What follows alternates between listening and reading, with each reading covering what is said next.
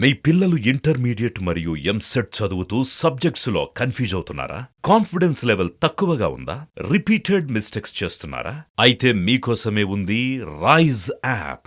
1 lakh question bank, performance analysis, online classes by experts, ఇంకా మరెన్నో features తో మీ ముందుకొచ్చింది Rise the perfect guide. Description లో ఉన్న లింకును ఉపయోగించి సబ్స్క్రైబ్ అవ్వండి. నారా లోకేష్తో ఆ ఇద్దరు మాజీ మంత్రులు సీక్రెట్గా భేటీ అయ్యారా? వారి ప్రతిపాదనకు నారా లోకేష్ నో చెప్పారా అంటే అవుననే సమాధానం ఇస్తున్నారు కొంతమంది రాజకీయ విశ్లేషకులు. ఇక ఇదే అంశానికి సంబంధించి మనతో మాట్లాడేందుకు ప్రముఖ సీనియర్ జర్నలిస్ట్ దుర్గాకుమార్ గారు మనతో ఉన్నారు. ఆయనతో మాట్లాడదు. సార్ నమస్తే అండి. నమస్కారం కృష్ణ గారు, మన వీక్షకులు కూడా నమస్కారం. సార్, నారా లోకేష్ గారితో ఆ ఇద్దరు మాజీ మంత్రులు సీక్రెట్గా భేటీ అయ్యారని, వారు కొన్ని ప్రతిపాదనలు నారా లోకేష్ ముందుకు తీసుకువెళ్లారని, కానీ వారి ప్రతిపాదనకు నారా లోకేష్ నో చెప్పారంటూ కూడా ఇప్పుడు ఒక వార్త సోషల్ మీడియాలో చక్కర్లు కొడుతూ ఉంది. ఏంటి సార్ ఈ వార్తలో వాస్తవం ఉందా? ఆ మాజీ మంత్రులు ఎవరు అంటే ఏం చెప్తారు సార్? ఇప్పుడు వైఎస్ఆర్సీపీ పార్టీ చాలా సంక్షోభంలో ఉందండి. అంటే మంత్రులు కానీ లేకపోతే సీనియర్ శాసనసభ్యులైనా కానీ చాలామందికి ఆల్మోస్ట్ 60% ఆఫ్ ద పీపుల్కి టికెట్లు రావని ముఖ్యమంత్రి కానీ, ముఖ్యమంత్రికి సన్నిహితంగా ఉండే ప్రాంతీయ కోఆర్డినేటర్లు కానీ బాహాటంగా చెప్తున్నారు. దాంతో ప్రతి వాళ్ళు కంగారు పడుతున్నారు. ఎవరికి వాళ్ళు ఇప్పుడు బాలినేని శ్రీనివాసరెడ్డి గారు కూడా నాకు సీట్ రాదని కంగారు పడిన వ్యక్తుల్లో ఉన్నాడంటే, ముఖ్యమంత్రి గారికి స్వయంగా బంధువు అయ్యి ఆయనకి మంచి రిప్యుటేషన్ ఉండి, అంటే ఎవరికే సెక్యూరిటీ ఫీల్ అవుతున్నారు. అందరూ అభద్రతా భావంతో ఉన్నారు. ఈ అభద్రతా భావంతో ఉన్న పరిస్థితుల్లో ఎవరికి వాళ్ళు మాకు రాదు అనేటప్పుడు ఎవరు కూడా రాజకీయ జీవితాన్ని అర్ధంతరంగా ముగించుకోరు కదండి. ఇప్పుడు ముఖ్యమంత్రి గారు 30 ఏళ్ల పాటు నేను అధికారంలో కొనసాగుతానని చెప్పాడు చీఫ్ మినిస్టర్ అయిన రోజు. ఇప్పుడు ఇంచుమించుగా చాలామంది శాసనసభ్యులు కూడా అదే వయస్కులు ఉన్నారు. వాళ్ళు కూడా ఒక 20 ఏళ్ల పాటు 30 ఏళ్ల పాటు రాజకీయ జీవితంలో ఉండాలనే కదా వచ్చారు. ఖర్చు పెట్టుకున్నారు, వాళ్ళకు వాళ్ళు ఎస్టాబ్లిష్ అయ్యారు నియోజకవర్గాల్లో. పోనీ ఆ ఖర్చు పెట్టిన డబ్బులు ఏమైనా వచ్చినాయా అంటే పూర్తిగా వచ్చే పరిస్థితి లేదు.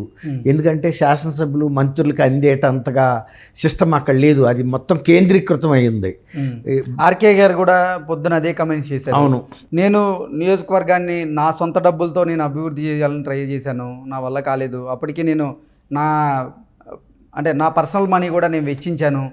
ప్రభుత్వం నుంచి 1200 కోట్లు నాకు ఇస్తా అన్నారు నియోజకవర్గ అభివృద్ధికి, కానీ 120 కోట్లు మాత్రమే కేటాయించారు నాకు. నేను సీఎంఓ ఆఫీసుల చుట్టూ తిరిగినప్పటికీ కూడా నాకు ఫలితం రాలేదు అంటూ చెప్పుకొచ్చారు. అంటే అధికార పార్టీలో ఉన్న ఒక ఎమ్మెల్యేకి కూడా వారు నిధులు కేటాయించట్లేదు, నిధులు రిలీజ్ చేయట్లేదు అంటే దాన్ని అసలు ఎలా చూడొచ్చు? అధికార పార్టీ ఎమ్మెల్యే కాదైనా, అధికార పార్టీ ఎమ్మెల్యే కాకుండా తెలుగుదేశం మీద ఇష్టం అంటే అనేక రకమైన కేసులు వేసి, చంద్రబాబు నాయుడు గారు వ్యక్తిగతమైన కేసులు వేసి, తను రాజశేఖర రెడ్డి గారి టైం నుంచి పార్టీకి విశ్వాసపాత్రుడిగా ఉండి, వీళ్ళ కుటుంబానికి మరింత విశ్వాసపాత్రుడిగా ఉండి, సొంత ముఖ్యమంత్రి గారి నివాసం కూడా ఆ నియోజకవర్గంలో ఉంది, రాజధాని కూడా ఆ నియోజకవర్గంలో ఉంది.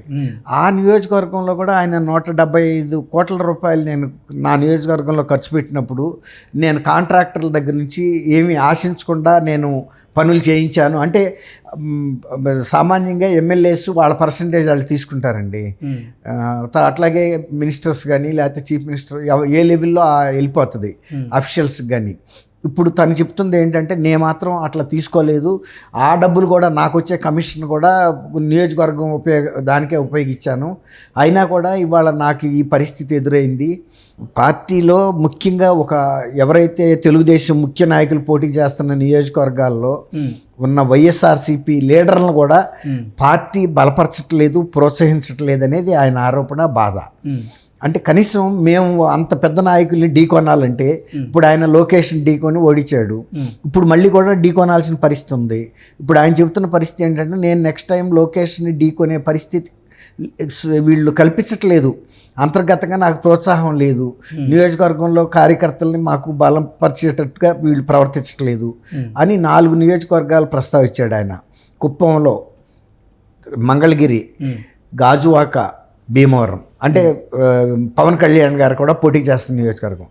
ఆయన బాధ ఏంటంటే, మేము ఇంత ప్రముఖమైన ప్రత్యర్థులను ఎదుర్కొనే నియోజకవర్గాల్లో కూడా పార్టీ పరంగా మాకు సపోర్ట్ లేకపోతే మేము ఎలా బలపడగలుగుతాము, ఎలా చేయగలుగుతాము అనేది. అంటే వైఎస్ఆర్సీపీ నుంచి ఆ సపోర్ట్ లేకే ఆ ఇద్దరు మాజీ మంత్రులు కూడా నారా లోకేష్తో సీక్రెట్గా భేటీ అయ్యారా? వారి ప్రతిపాదనను వాళ్ళ ముందుంచారా? దానికి లోకేష్ గారు నో చెప్పారా అంటే ఏం చెప్తారు సార్? ఇప్పుడు ఆ ఇద్దరు ఆ ముగ్గురే కాదండి, ఇప్పుడు దాదాపు 82 మంది దాకా ఎమ్మెల్యేలు తిరుగుబాటు చేస్తున్నారు కదా. అందులో మంత్రులు కూడా ఉంటారు, మినిస్టర్స్ ఏమి ఎక్సెప్షన్ కాదు ఇక్కడ. ఇప్పుడు విడుదల రజని మంత్రే కదా, ఆమెకి మళ్ళీ నియోజకవర్గం మార్చారు, అక్కడ ప్రతిఘటన వచ్చింది. రోజా గారికి కూడా ప్రతిఘటన వచ్చింది. అంబటి రాంబాబు మంత్రే కదా, ఆయనకి సత్తెనపల్లిలో వ్యతిరేకత వచ్చింది. అట్లా ఎక్కడ కూడా మాకు పెట్టొద్దు అనే వ్యతిరేకత వచ్చినప్పుడు మంత్రులైనా వేరే, ఇప్పుడు మనకి ఇక్కడ వర్షం వచ్చి ఒక ఇంటికి వెళ్ళామండి, అక్కడ నుంచోడానికి స్థానం లేదు, పక్క వసారులోకి చూస్తాం కదా ఎవడమైనా. ఓకే, ఇది కూడా అదే పరిస్థితి. ఇప్పుడు వాళ్ళకి అక్కడ స్థానం దొరకటం లేదు, అట్లని రాజకీయంగా సన్యాసం పుచ్చుకుని వెళ్ళిపోవటానికి సిద్ధంగా లేరు. కమండలమును పులిశర్మం పట్టుకుని వాళ్ళు రాజకీయాల్లో ఉండాలి. ఏదో రాజకీయ పార్టీ టిక్కెట్, ఏ టిక్కెట్ అయినా పర్వాలేదు, ఏ పార్టీ అయినా పర్వాలేదు, నిన్నటి వరకు బూతులు తిట్టిన పార్టీ అయినా పర్వాలేదు, దానికేమి అభ్యంతరం లేదు. ఆ బలము వీళ్ళ బలము కలిసి ఏదో ఒక ఎమ్మెల్యేగా మళ్ళీ అసెంబ్లీలోకి రావాలనే ఆశ ఎవరికైనా ఉంటుంది కదండి. ఇప్పుడు అట్లాగే మంత్రులు కూడా వస్తున్నారు. ఇప్పుడు విచిత్రం ఏంటంటే టీడీపీ పార్టీ కూడా ఇవాళ వైఎస్ఆర్సీపీలో వచ్చిన సంక్షోభంలో చిక్కుకున్న అందరికీ ఇక్కడ షెల్టర్ ఇవ్వగలిగిన పరిస్థితి లేదు. ఏదైనా ఒకళ్ళిద్దరు వస్తే అది వేరే మాట. అందులోనూ గత 5 ఏళ్లుగా వీళ్ళు చేస్తున్న వ్యాఖ్యలు, విమర్శలు జగన్మోహన్ రెడ్డి గారిని ప్లీజ్ చేయటం కోసం, ఆయన్ని సంతోషపరచడం కోసం తెలుగుదేశం మీద కూడా అవుట్ ఆఫ్ వే వెళ్ళి కూడా విమర్శలు చేశారు, వ్యక్తిగతమైన విమర్శలు, బూతులు కూడా మాట్లాడారు. ఇట్లాంటి పరిస్థితుల్లో వైఎస్ఆర్సీపీ లీడర్స్కి ఒక వ్యక్తిత్వం లేదు, ఒక స్థాయి లేదని టీడీపీ వాళ్ళు మొదటి నుంచి చెప్తా వచ్చారు. అలాగే అసలు చంద్రబాబు గారు కూడా ప్రజల్లో వ్యతిరేకత ఉన్న ఎమ్మెల్యేలు ఎవరైతే ఉన్నారో వైసీపీ నుంచి వాళ్ళు మా దగ్గరికి వచ్చినా కానీ మేము అసలు మాకు అవసరం లేదు ఆ ఎమ్మెల్యేలు అంటూ కూడా ఆయన గతంలో కొన్ని వ్యాఖ్యలు చేశారు. అదే నేను చెప్పబోతున్నా. ఇప్పుడు ఎట్లా ఉంటుందంటే అక్కడ వ్యతిరేకత ప్రజలతో అనిపించుకుని వచ్చిన వాళ్ళందరినీ కనుక తెలుగుదేశం చేర్చుకుంటే తెలుగుదేశం క్యారెక్టర్ ఏమన్నట్టు? ఇప్పుడు మేము మా ఎమ్మెల్యేలని ఒక క్రమశిక్షణతో ఉంచుతాము, లేకపోతే ఒక స్థాయిలో మాట్లాడతారు. ఇప్పుడు చంద్రబాబు నాయుడు గారు శిష్యుడని రేవంత్ రెడ్డి గారు చెప్పుకుంటున్నాడు. ఆయన ఇక్కడి నుంచి వెళ్ళిన నో టైంలో కాంగ్రెస్లో ప్రూవెన్ లీడర్గా అయ్యి చీఫ్ మినిస్టర్ కూడా అనిపించుకోగలిగాడు. సోనియా గాంధీ గారు, రాహుల్ గాంధీ, ప్రియాంక వీళ్ళందరూ మన్నలను పొందాడు. అంటే ఒకప్పుడు ఎవరినన్నా ఉద్యోగంలోకి ఇంటర్వ్యూకి తీసుకునేటప్పుడు మీరు ఏ స్కూల్లో చదివారు, ఏ కాలేజీలో చదివారు, యూనివర్సిటీలో చదివారు అనేది ఎందుకు చూస్తారు? ఆ కాలేజీ ప్రతిష్ట, వాళ్ళ స్టాండర్డ్స్ ఇవన్నీ కూడా ఈ క్యాండిడేట్లో ఉంటాయని. అట్లాగే ఇప్పుడు వాళ్ళు బూతులు మాట్లాడే సంస్కారం ఉన్న పార్టీ నుంచి వస్తే వీళ్ళందరికీ కనుక జంజం వేసి వీళ్ళు పవిత్రులు అయిపోయారని పార్టీలో చేర్చుకుంటే వైఎస్ఆర్సీపీ టీడీపీకి కూడా అదే విలువే కదండి వాళ్ళందరినీ చేర్చుకుంటే. కాబట్టి వాళ్ళు మొదటే చెప్పారు, ఎవరన్నా మా పార్టీలో జారదలుచుకుంటే టిక్కెట్లు ఆశించో మాకు షరతులు పెట్టే ఉద్దేశం ఉంటే రావద్దు, బేషరతుగా చేరితే మీరు కొన్నాళ్ళు పార్టీలో సేవ చేసి మీ వ్యక్తిత్వం చూసిన తర్వాత మేము దాన్ని బట్టి చూస్తాం. అంతేగాని గతంలో ఏంటంటే సిట్టింగ్ ఎమ్మెల్యేస్కి ఒక స్థాయి ఉండేది, బేరసారాలు చేసుకునేవాళ్ళు. మరి నాకు ఆ సీట్ ఇస్తారా, ఇది ఇస్తారా, మినిస్ట్రీ ఇస్తారా, ఇలా చైర్మన్షిప్ ఇస్తారా అని. ఇవాళ వైఎస్ఆర్సీపీ ఎమ్మెల్యేస్కి బార్గెనింగ్ కెపాసిటీ లేదు. ఎందుకంటే ఇది మునిగిపోతున్న ఓళ్ళలోంచి బయటకు వచ్చినాడు ఏ చెక్క పట్టుకున్నా ఎక్కాల్సిందే. అంతేగాని నాకు సింహాసనం రావాలంటే దొరకదు. ప్రాణభయంతో బయటకు వచ్చావు, నువ్వు ఎట్టగొట్ట ఒడ్డుకు చేరాలి. అందుకని టీడీపీ కూడా బార్లా తీట్ల తలుపులు బేషరతుగా వచ్చే వాళ్ళని అదిలో మీరు అన్నట్టు కొంత స్క్రీనింగ్ చేసి ప్రజా వ్యతిరేకత లేదనుకుంటే చేర్చుకుంటారు, బాగా ప్రజా వ్యతిరేకత ఉందనుకుంటే అసలు వద్దనే చెప్పేస్తారు. అందుకే నారా లోకేష్ గారు నో చెప్పి ఉండొచ్చు. అంతే, ఇప్పుడు విన్నింగ్ ఛాన్సెస్ టీడీపీకి బాగా ఉన్నాయి. ఈ పొజిషన్ వాళ్ళు చెడగొట్టుకోలేరు కదా ఎవరిని పడితే వాళ్ళని చేర్చుకుని. వీళ్ళు కూడా అదే తానులో గొడ్డు అంటారు వీళ్ళని.